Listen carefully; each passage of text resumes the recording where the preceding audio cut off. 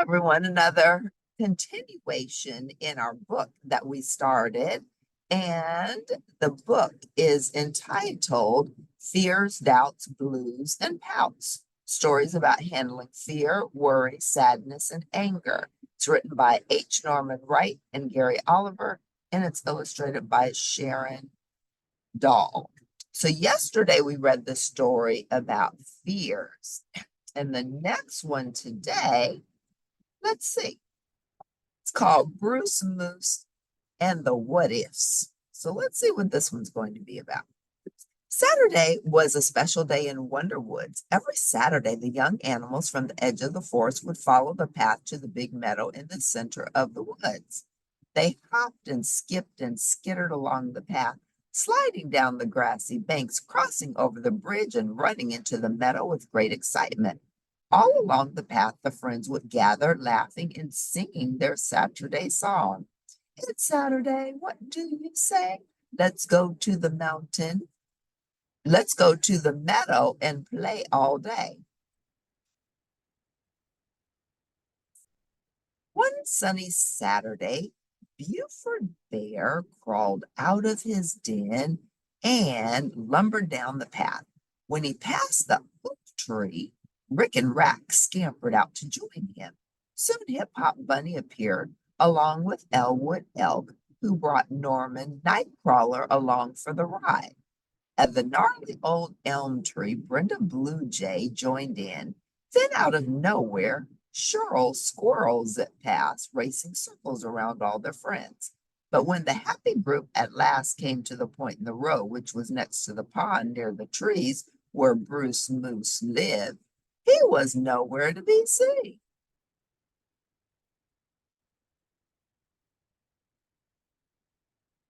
Buford turned to the others and said, Bruce must have overslept today, just like last Saturday. The big bear began to bellow, Come on, Slowpoke, wake up. It's time to go to the meadow to play. Nearby branches began moving slowly, and soon a pair of antlers emerged. A weak voice called out, Sorry, guys, I can't play today. I'm tired and I don't feel very well. The forest friends looked at each other, puzzled. That doesn't sound like our Bruce Moose, said Elwood. He used to love going down to the meadow. Right, exclaimed Cheryl. But this is the third Saturday in a row that Bruce has made some excuse not to play with us. Something must be wrong. Hip Hop jumped in. Maybe if I make one of my famous funny faces for Bruce, he'll forget what's bothering him and come out to play. Bruce, called Cheryl, you haven't come to the big meadow for the last 3 Saturdays. We don't think you're really sick, and you can't be that tired. What's wrong? Why don't you want to play with us? Finally, Bruce stuck out his head out of the bushes and sighed. If I come out and play, something might happen, he said mournfully. Yeah, answered Norman, we might have fun.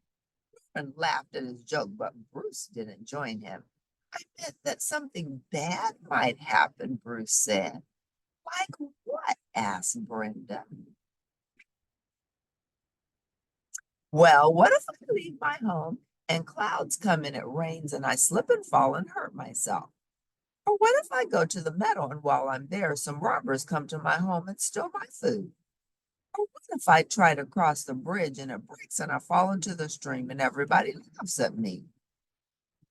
Or what if I make a mistake playing a game and you all decide you don't want to play with me? Or what if my parents run away from home and I'm gone? With each new worry, he thought of Bruce's head hung lower, as if he carried heavy weights in his antlers. So with each new worry he thought of, his head hung lower, as if he carried heavy weights in his antlers. It's making him sad. It's making him depressed. Before Bruce could name another what if, Brenda Blue Jay blurted out, I know what's wrong with Bruce. She flew to a little branch next to Bruce's worried face, looked straight into his big brown moose eyes and said, You've got a serious case of the what ifs. You're letting those little guys boss you around and tell you what to do. What's a what if? Asked Bruce. Brenda explained. A what if is a tiny imaginary creature that makes you think of all the bad things that might happen if you do something. Sometimes it's called worry. Everybody has what ifs, but most of the time they stay little and harmless. If you listen to your what ifs, though, they get stronger and heavier. Bruce Moose shook his head in wonder. His what ifs clung tightly to his antlers. If you listen to the what ifs long enough, you'll be too scared to do anything at all. They'll make your head hurt, upset your stomach, ruin your sleep, and take away your energy. You'll just stay at home and worry about all the terrible, awful, horrible things that might happen, said Brenda. Brenda is right. I had that problem once, said Norman. In those days, my nickname was Worry Worm. I worried that it might rain hard and flood my wormhole. I worried that I'd be out for a midnight crawl and a bigger animal would squish me. I worried that I'd fall into the stream right where a hungry fish came swimming by. What did you do? Bruce asked. I didn't come out of my hole for a week. I worried about everything. I felt lower than slug slime. Then Norman stood up as straight and tall as a night crawler can stand, and said, finally, I made up my mind I would not let those what ifs boss me around, so I told them to get lost. I didn't know you could do that, Bruce replied. I thought those what ifs were right. Of course they're not right, you goofy moose, said Cheryl matter of factly. What ifs don't like the truth. They are cowards. If you tell them the truth, talk to your friends and go ahead with your plans. The what ifs will go away. Yeah, said Norman. They don't know what's going to happen. They just want to keep you stuck in your hole and stop you from having fun. Elwood hadn't said anything for a while. Finally, in his mellow elk voice, he asked, Bruce, has hiding in the woods made you feel better? Are you happier? Have the what ifs gone away? Or are there more of them? Bruce thought and thought and thought. His friends were right. Hiding hadn't helped.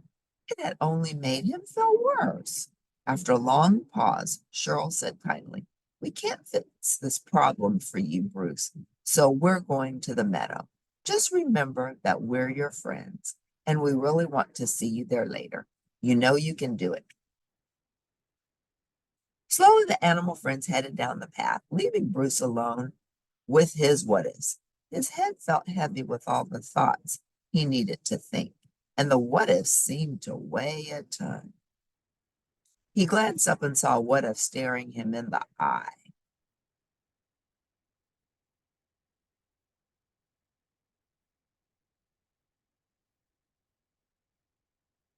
Why not follow his friend's advice, he wondered. Listen, you, Bruce said sternly, go away. The what if held on more tightly to Bruce's antler and made a nasty-looking face. Bruce tried to remember what Cheryl had said. Yell at the what ifs.